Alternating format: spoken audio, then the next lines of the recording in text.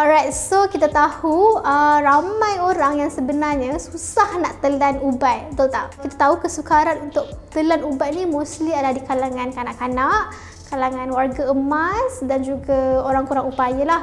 Tapi ada sesetengah jugalah individu dewasa yang susah juga nak telan ubat. So hari ni Najwa akan bagi tips macam mana nak telan ubat dengan mudah. Alright, so the first one adalah ubat tu you ambil dengan minuman lah. Okay, common lah kan, kita makan ubat mesti minum air. Tapi certain orang dia tak boleh telan disebabkan rasa payau, rasa pahit ubat tersebut. So apa yang you boleh buat adalah you boleh ubah dengan minum air cordial ataupun air jus buah. But again, you kena tanya pada pharmacist lah, sebab kita ada certain ubat yang ada interaction dengan makanan. Okay, so kalau ubat yang ada interaction ni usually kita tak advise. Tapi kalau tak ada masalah untuk you ambil dengan jus supaya dapat hilanglah rasa pahit tersebut. Okay, yang kedua adalah untuk ambil ubat tu dengan makanan. Macam arwah nenek saya dulu, dia akan letak ubat di dalam pisang, lepas tu dia telan je pisang tu. Sama lah kalau ubat tu tak ada interaction dengan makanan, tak ada masalah untuk you ambil ubat tersebut. Tapi make sure tanya pharmacist dulu sama ada ubat ni ada interaction dengan makanan ataupun tidak. Okay, yang ketiga adalah menggunakan alatan lah. Contohnya macam pichagari ke. Usually ni untuk kanak-kanak lah. Kita akan tembak je ubat tu masuk ke dalam mulut.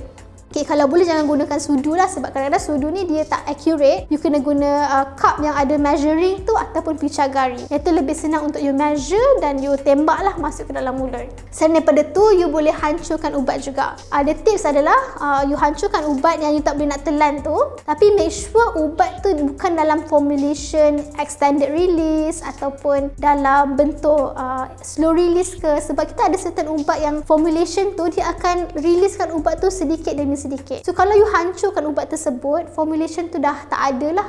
So nanti dia akan mungkin memberikan dos yang sangat banyak. So kalau certain formulation macam extended release tu memang tak boleh dihancurkan. Tapi selain daripada tu macam paracetamol ke, okay, yang tu you boleh tumbuk lah, you tu boleh tumbuk and then baru you boleh telan. Tapi usually tak sedap lah kalau you tumbuk pun kan. So it's better sebenarnya untuk you belajar juga telan ubat. Okay, and the last tips adalah untuk dapatkan dosage form yang berbeza. Contohnya lah macam kalau you tak boleh telan Panadol, you boleh beli sirap Panadol atau sirap paracetamol lah dekat farmasi. Dia ada yang dalam commercial form. Okay, tapi usually sirap paracetamol ni kita bagi pada budak-budak lah. Tak adalah untuk dewasa kan. Okay, kalau dekat hospital, kadang-kadang kita tak ada yang commercial punya. So, kita kena tumbuk sendiri ubat tu ataupun kita panggil method extemporaneous lah. Pharmacist akan formulatekan ubat tu, kita akan letak excipient dan sebagainya. Kalau korang perasan yang macam tumbuk-tumbuk sambal tu kan, so sebenarnya kita nak formulatekan lah daripada tablet kepada sirap. So, kita ada banyak, kita ada sirap omeprazole, kita ada sirap rifampicin. Okay, semuanya yang asalnya daripada tablet yang kita convertkan kepada sirap, sebab ada certain patient tak boleh ambil secara orally lah. Contohnya dia mungkin ada pakai rice tube ataupun patient OKU,